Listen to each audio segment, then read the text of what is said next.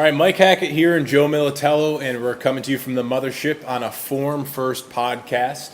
Last week we had Susie Ram here, and we got a lot of great feedback and a lot of great information that she gave us. And we hope to have her back as well as some other guests in the future.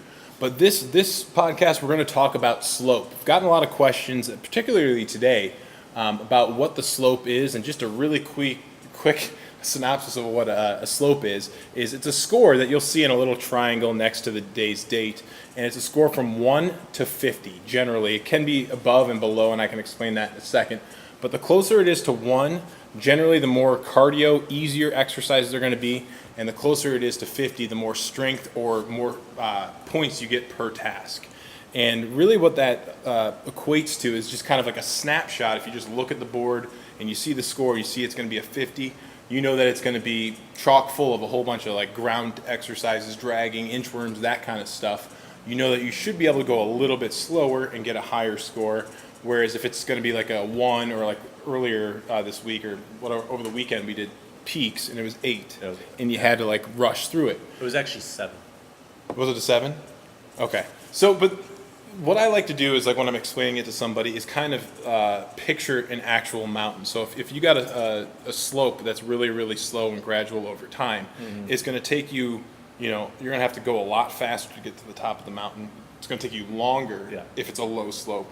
Whereas if it's a steeper slope, it's going to be a harder climb, but it's going to take you less time, not really less time, but less of a distance to travel to the top. Yeah, when I'm under the gun trying to explain it, I'll just say if you're in the single digits, it's going to take you a lot more tasks to score higher than if you're 45 plus.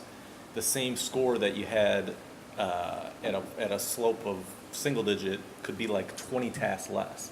You could be doing 90 tasks in a low slope, 60 tasks in a high slope, and almost be at the same score. Right. And that's kind of like, I was doing some pre-podcast writing on the board, and so I was trying to kind of reverse engineer it for somebody who just kind of wants to know, like, kind of what the slope is for them. What I would look at is kind of get a visual of what you're normally, how many tasks you're finishing per workout on the regular. I'm right around like the one task per minute per workout. So what's that, about like 60? Exactly, 60. Because the last couple of workouts I've actually had 56, 56, 56, which is pretty crazy. So, so 50. So I guess it's a little bit under a task per minute. Yeah, that still doesn't make sense, but it's fine. So 56 tasks per minute. So like today I was a 6:16. The other day I was 56 tasks, but technically it was you had to stop, right? I had to stop, but that was the day before. That was the Labyrinth. So that I gave myself some bonus points. But yeah, still, stopping's never fun. Anyway, I think I was talking to somebody today in the 8:30 class, and she wanted to know what the slope was, and like me explain it to her, and she's been doing it for a while, and she didn't know it. I feel like a lot of people will do themselves a disservice. They don't pay attention to that. I mean, it'll definitely help you. I mean, it's different now when you can have the whole snapshot of the workout in front of you, but even just looking at it without looking at anything else, it'll give you at least a little heads up on what you can expect from the workout. Like yesterday, perfect example, you didn't have to see one task. You saw the 7, you knew it was going to be cardio, and then once you started working out and you realized you didn't need your plate at all. I mean, it was a lot of running around yesterday. So jumping. And that's the thing of it. I mean, there's a lot that goes into it. So really what you're looking at when you're looking at the slope is actually not just some random number. It's actually an integer or a factor of the overall workout. So it's looking at the entire workout as a whole. So today is a very bad indication of an accurate slope. Correct. So today's workout actually goes up to, I think, 1,400 or 13? Correct. Yes. So we're looking at the entire 1,300 where all the heavy exercises came later that no one ever got to. Okay, so it's almost like a fake slope, if you will. Because really what it should be is each exercise, each task has its own slope, technically. That's why I was kind of going where, like, okay, if you want to figure out what your slope is, you kind of need to figure out, okay, what is the score value for the task that I usually get to, is what I'm saying. So really what that that 7 that we saw on peaks the other day, it's actually it stands for like all of the numbers added together, and then I don't want to give away like all the secret sauce, but it's like it's all of the scores kind of added together, and then it takes into consideration all the exercises that came before it.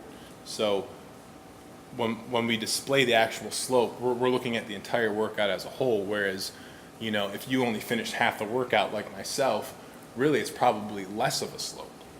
True. Right, because the higher, the higher scoring tasks are still at the end. Right. Still later in the workout. And that's where things like, we call them phantom tasks. Like some people will see like, it'll be like an inchworm, and then there's 2 sprints after that, and they'll say that the scores go down. You don't get credit for that. Yeah. Well, really what that is it's just us diluting the pool of points, really. Mm-hmm. And a sprint is really so, I don't want to say worthless, but not worth as many points that it's, let's say you have 500 points after the inchworm, and then you've got sprints. Well, really what it's doing is just kind of diluting it, and then you're bringing your scores down a little bit. Yeah. But yeah, it's kind of hard to talk in these like abstract terms of slope. But really, like you said, when you boil it down, it's cardio versus strength. Yeah. Few points versus like many points. And then you're talking about today. Today was, I think tomorrow, I say this now, I said this yesterday as well, but I think tomorrow would be a better indicator for the True for the slope? people for the people that worked out Sunday. Go back and look at your scores, see how many tasks you did Sunday. And your score's probably going to be in the red, I'm guessing. Probably a few people are in the green, but I'm guessing you're going to be in the red from Sunday. See how many tasks you did, and see how many tasks you do tomorrow, Tuesday, which I guess would be today, whenever you're watching this. Maybe you're watching this Wednesday. This is pointless Tuesday's a Mountain 2, U2, and a Hybrid 2. Yeah, if you want to just piss someone off and do this on Wednesday just to try and help me, I'm sorry. But what I'm saying is, let's say you did 60 tasks on Sunday, and if you might do 42 tasks on Tuesday, and I have a feeling your score is going to be higher or about the same Tuesday as it was on Sunday. Take that to today. Right.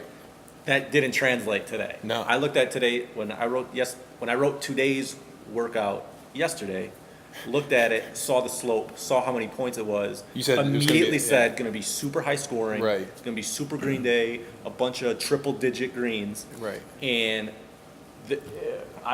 where I wanted to get, I would not even have touched the C at all. So let me say, like when you were writing it up on the board, what made you think that? Did you look at the scores yet? Well, I knew what it went up to. Okay. And then I looked, and it didn't visually look bad. Right. It was when I got into it. Yeah. Just tough, not bad, but it didn't seem like it was going to be that tough when I was writing it. And then I don't know, 25 minutes in, I knew there was zero chance I was going to get to where I planned on coasting to. Right. Like, I was talking yesterday, I'm like, I'm not even going to run these tasks. I'm not even going to need to run them because it's going to be so high scoring that I'll be able to take my time and really focus on the tough stuff. There was just no chance. See, and I was thinking in my head the whole time, like, there's no one.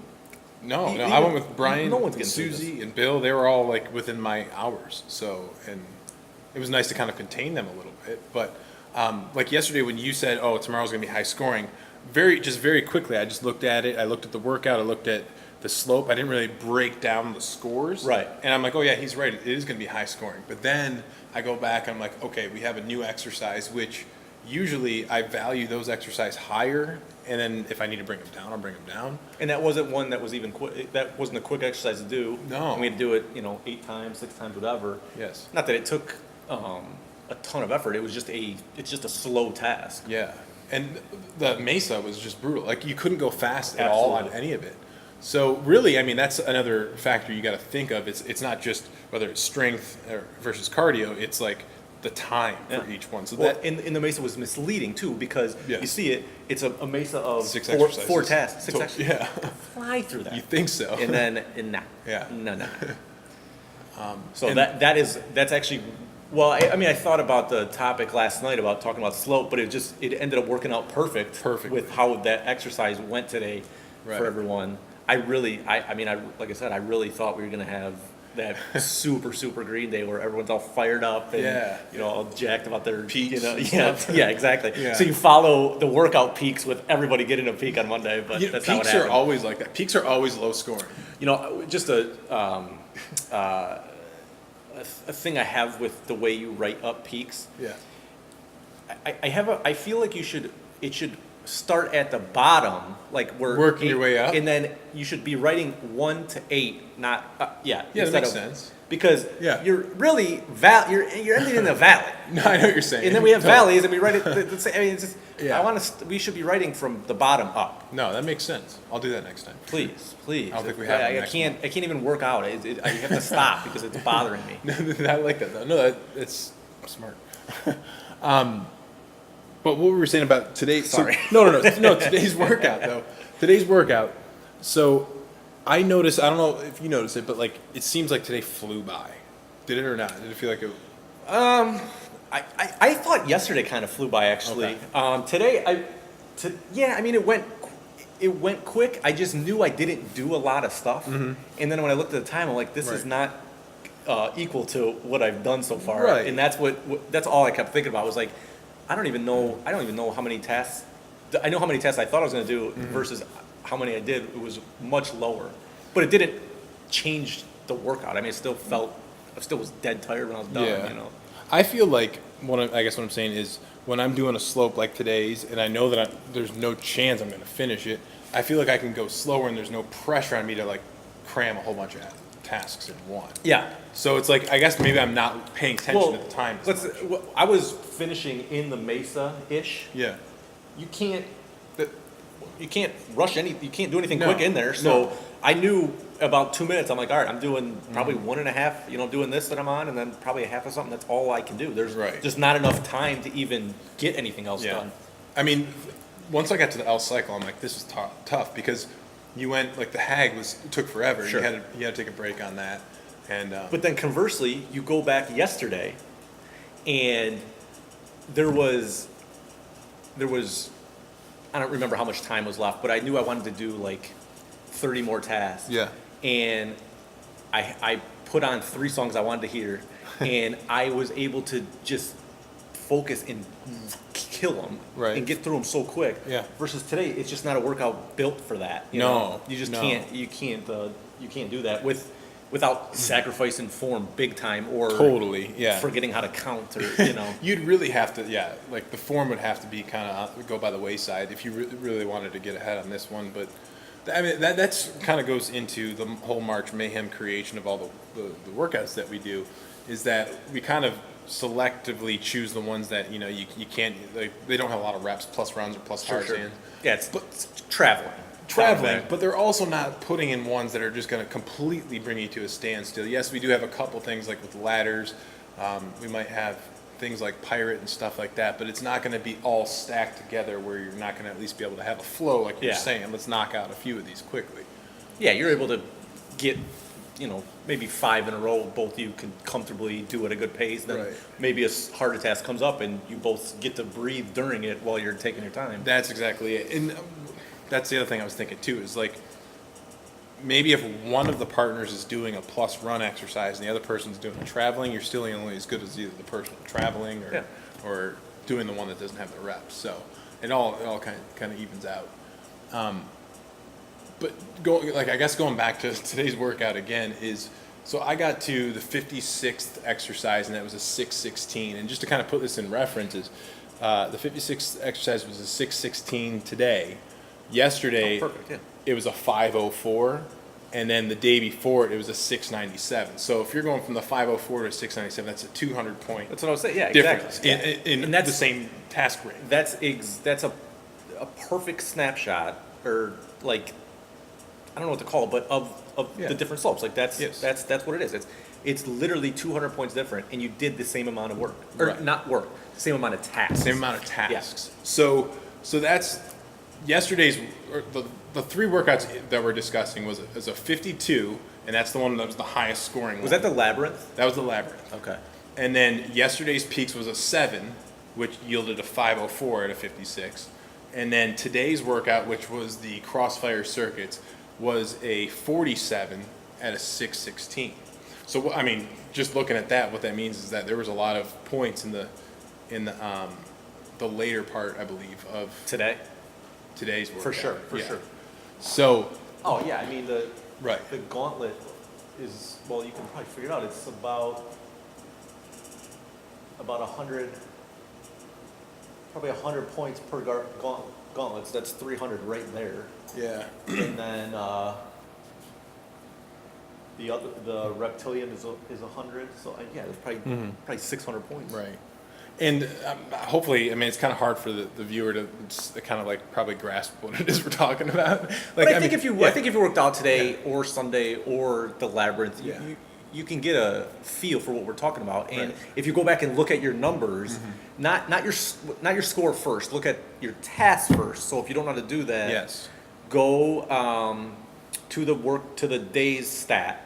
So if it was Sunday, just hit the arrow over one day, and then you'll be on score. And then if you hit stat list, Task list. on the right will show the score. So go to your score, and then to the left column will be the number of tasks you did. So you can do that on both and figure out the numbers that Mike was just looking at. Yes. And you can see that, and like kind of what I'm saying is that even though at 56, like, I mean, it shows like the slope from the last 3 days is 47, 7, and 52. Really, if you're looking at the 56th task, you're looking at a different slope because it's really not the same for that. So you do kind of have to do some like own mathematics to figure out, okay, there's going to be a big difference between these tasks that I usually get to, the scoring at least. But yeah, I mean, It was just a good time to have this conversation. it is. Because we've had a lot of, to me, it just seems like we've had a lot of 40 plus Last week for sure. slopes in a row, and then it was funny, just boom, 7 out of nowhere. And I didn't realize you really didn't need the plate for like 2 hours. I'm like, I haven't seen anyone pick up their plate. You know, there was Yesterday and then because you were pushing for caffeinator, and then rotating squat was so late that not very many people got to it. So I was telling people, it's just body weight. You don't even. It really was. I think I did it. I touched it twice, and then just going from caffeinator and then not touching the plate again until weighted rotating squat. It felt like forever also because you're doing everything you did before it. But I mean, really, I can't tell you how many times I've posted like videos or written, like blogs or whatever on slope, and I just think it's just such an important piece of the equation that you kind of know what you're getting into. If you're somebody who only comes to Cyphus maybe once or twice a week, I think it's also important if you're like hitting the gym and you're lifting a lot, well, maybe you want to get the cardio in, look for those workouts that are a lower slope. And then it's just also kind of important to kind of compare your scores in the light of the slope in which you got. So if you're always wondering like, oh, why am I getting peaks on certain days? Well, look at the slope. I mean, if that's part of the reason why. So that's what I was just going to ask you. So if you go a lot, you can kind of figure this out. What you can kind of find a like sweet spot or like a workout without even looking at a task. You can see a slope and kind of know this is meant for me. Right. Do you know what yours is? I think I do. Okay. I think 27 to 33. Okay. I think that's my jam. Okay. No matter what's in there, it's gonna be a good Really? workout for me. I'm pretty sure that's what it is. Like right in that range. But even yesterday, I kind of liked yesterday, and it was a ton of cardio. I did not like it. Actually, no. I take that back. You're right. I didn't like it, but I didn't because I remember saying when I got done that it was awful. Right. I specifically remember saying we that. got to always put this in context. I like the workout. Yeah, not in a bad. It's awful in a good way. It's like, awfully challenging. Yeah. But it wasn't. It wasn't one of those things where you're demoralized because you didn't like it, and then you come back and you did 80 tasks and you scored 650. Or not 650. You scored like minus 200 or something. I know what you're saying. Yeah, Yeah, no, it was Because still that's the worst when you right. when you're You're sitting like, there. I worked it's like, way oh, harder than yeah. what that's reflecting. But again, Yeah. it's the same for everyone doing it that day. It is. But it still doesn't change. It's not that easy to say that to yourself Right. when you just get done. But anyway, And it's to me, like, not to get too off topic, but I still stop myself and I have to like kind of like pinch myself to think like, wait a minute, we're talking about fabricated Exactly. numbers on a hard Right. ass workout. Right. You know what I mean? It's like I easily could have Yeah. not worked out yesterday. Right. And I would have felt way worse than Right. me getting a bad score. I mean, what's yeah, wrong? Use your head. it's just amazing how much that thought's kind of like permeated just the way we envision our workouts and Yeah, perceive. I like how it's a switch that happens in my head when I don't want to work out. The negative goes from not wanting to work out to then not wanting to have a bad score. So Yeah. I'm definitely want to work out then if I'm trying to do that. you Yeah, know? it just fools you in a good way. Yeah. You know? So I guess I want to answer one of the questions that we had from one of our viewers on YouTube just while I'm kind of thinking about something else related to slope. Somebody mentioned that she's been doing site visits for about a month now and that they wanted to know why we do not kind of put core or ab exercises into the workout, and I've kind of got two answers to that. The first thing is we don't really do abdominal specific exercises. I think the only one that's specific is your sups where you're doing sit-ups. Sure. But we don't do Well, I mean, wouldn't like mantis and stuff like that. wouldn't Cobra be? So we do a ton Sorry, of core. We do a ton of core exercises. That's for sure. I would say 95% of the exercises that we do are core based, Yeah. especially when it comes to crawling. If you're doing any of the jumps and the twisting, any of that kind of stuff. Any standing stationary task, you should be engaging your core, and that will. There are so many exercises that Yeah. there are virtually very few that we don't do that involve core. Maybe your suicides and your like toes or something like that. Like that's not using much core, but there are so many things that we do that involve your core, but we're not doing abdominal crunches. And I think that some people kind of blur those two together. They think they're the same thing, and they aren't. We don't do repetitious things like crunches or toe touches or leg lifts or anything like that because people will tend to rush through those movements and abdominal specific exercises you don't want to rush through those, and so that's the only reason why I have things like sups in there because you can at least kind of go slow and make sure you're monitoring form. But we used to do something called cardio core, which was not for a score and not for really time, where we would do things like toe touches and your leg lifts, but you'd go slow and you wouldn't try to rush through them. I just fear people trying to do things like we would do things like hands to feet, and you're just doing a lot of abdominal stuff and high rep, and I just don't want to turn it into something that you're just rushing through.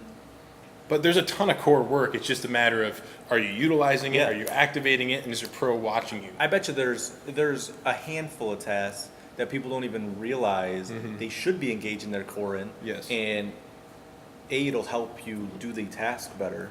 It'll engage your core, which will help, and it'll make the task easier too.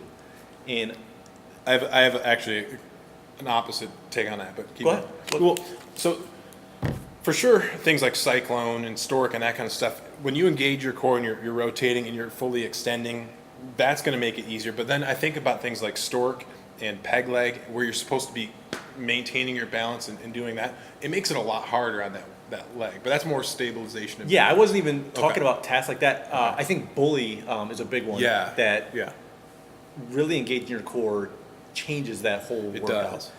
But things like inchworm,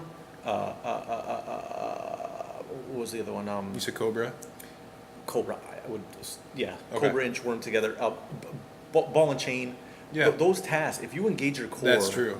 You're going to do those better. Yeah. And I don't know if it's just me or maybe no one, but it seems like those tasks people might take as like a straight lower body Yes, task, yeah. and it's really not. I mean, even how about walrus?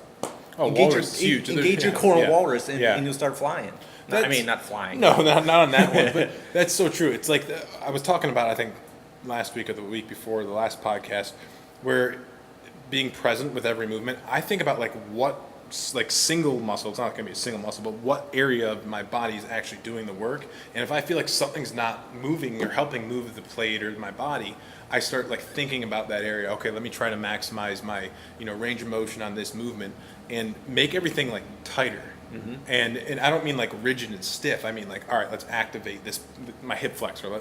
Let me crunch in on my navel when I'm doing something.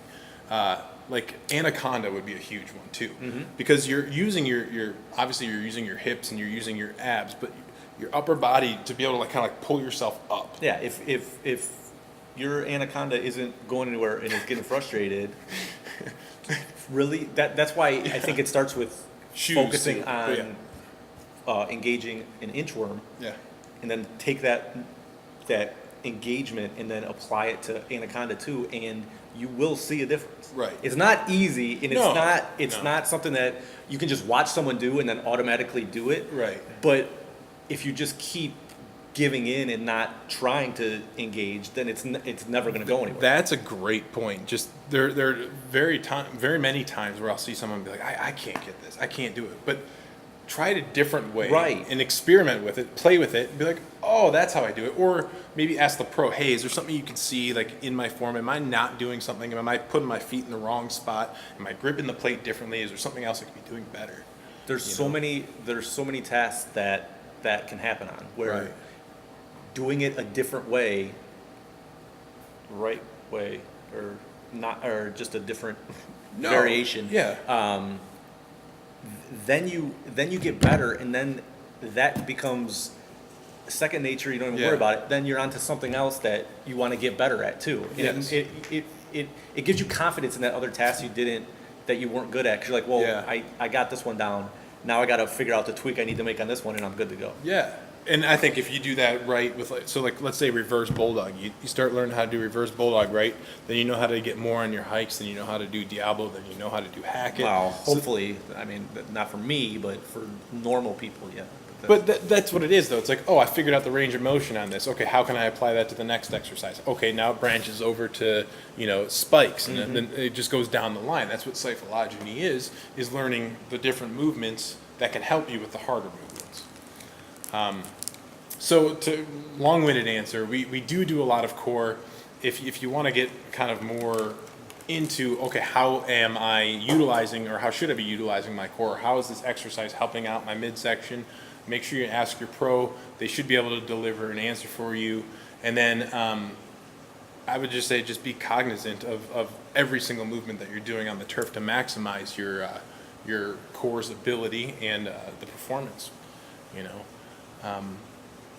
and then I guess there's also the other answer too, is if you're looking to see definition in your midsection, it's just a matter of correcting your diet and then burning off the calories to kind of Eat nut butter. eat nut butter, right?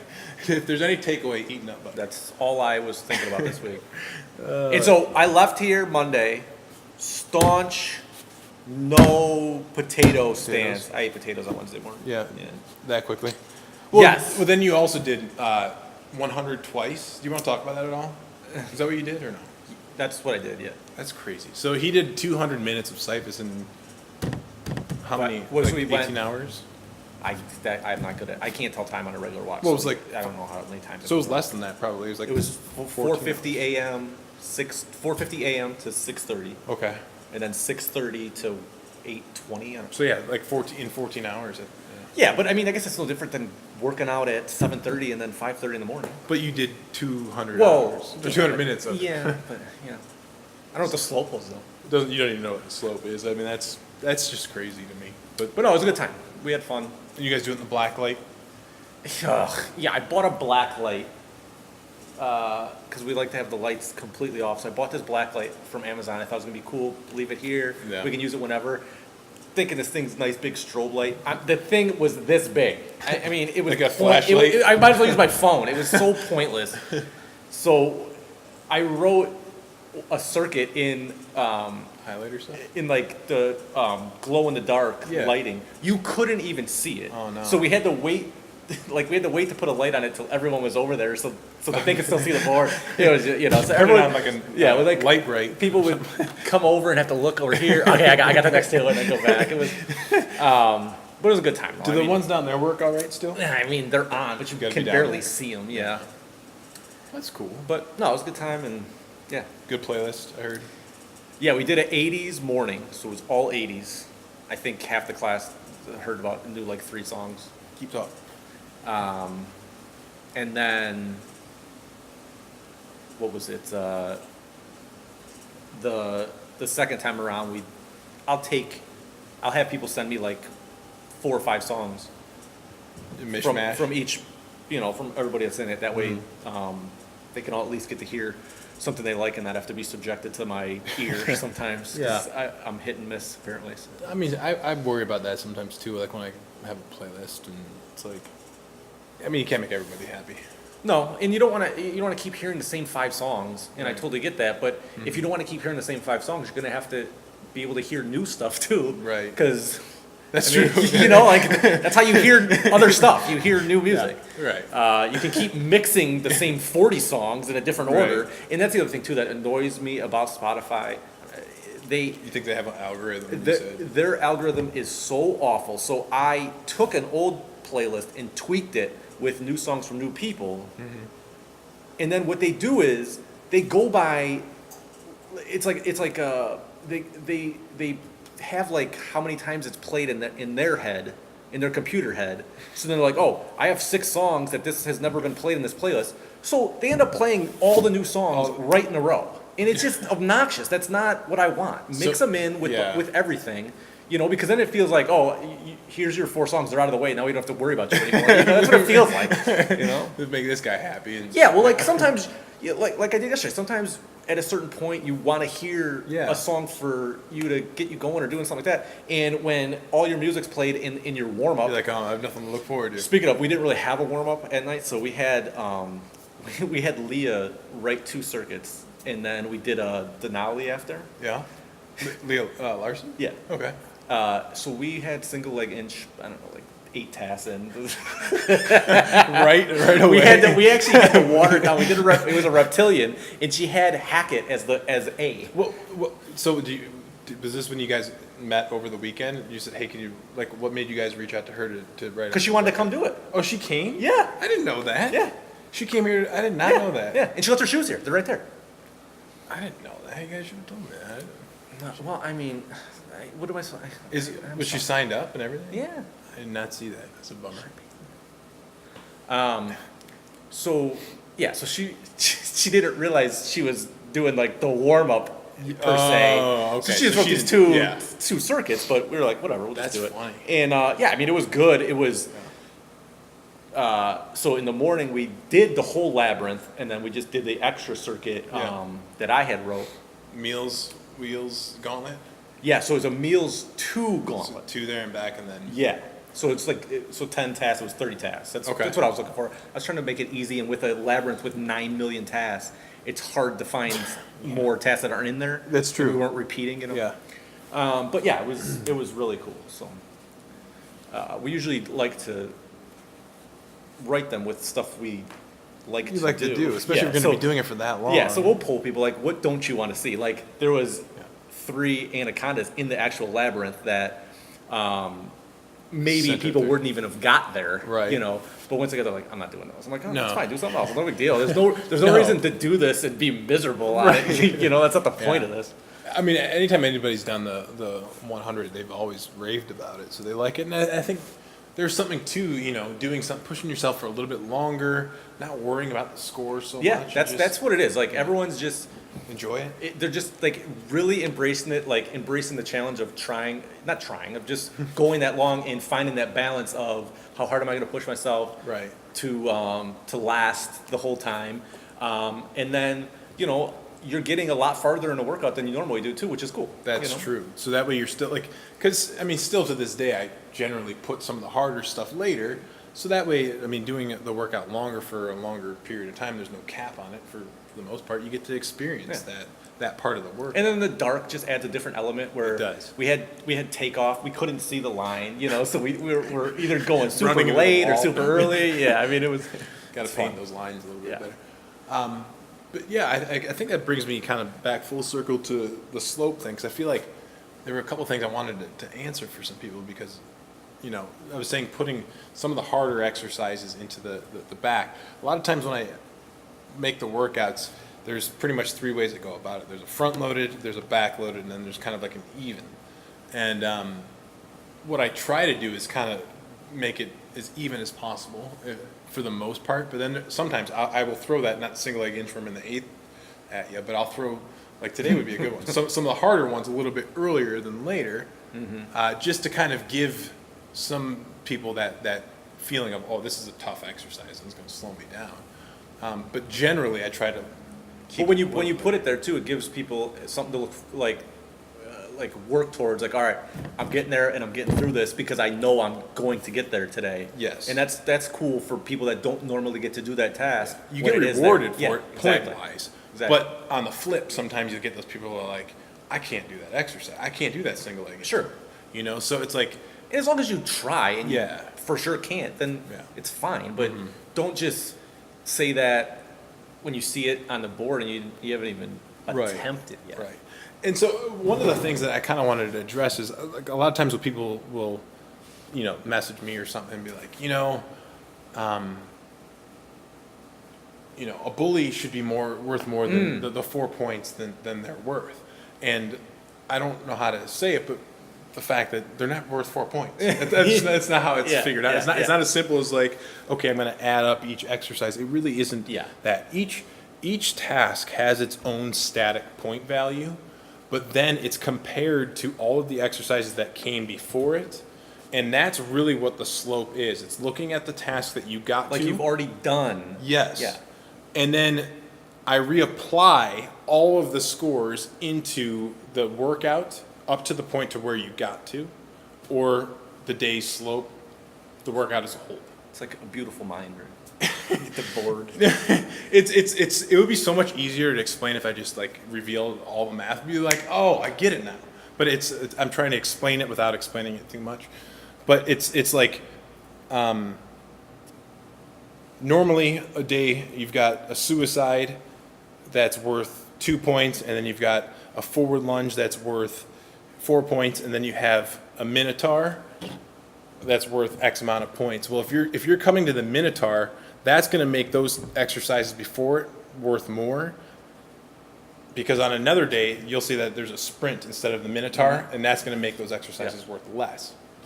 So each task is organic, so it depends on like what comes before it and after it, in some ways after it, and that will change really what the value of the task is.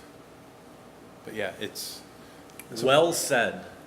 Was it? I feel sometimes I just feel like it's It's hard to. wah. Yeah, it's Yeah. probably too deeper than people are looking for. No, just think if it's a 1, it's cardio. You're probably going to score lower, unless you are a cardio Unless you can sprint nonstop So like for 40 Heidi minutes. is somebody like Yeah. that. Like anytime there's a low slope, that's when Boom. she's up. And And strong people with strong upper bodies are going to score super high on the high slope. slopes, whatever today. Normal. I mean, it's you see it. You see it, and I can tell he's going to kill this today.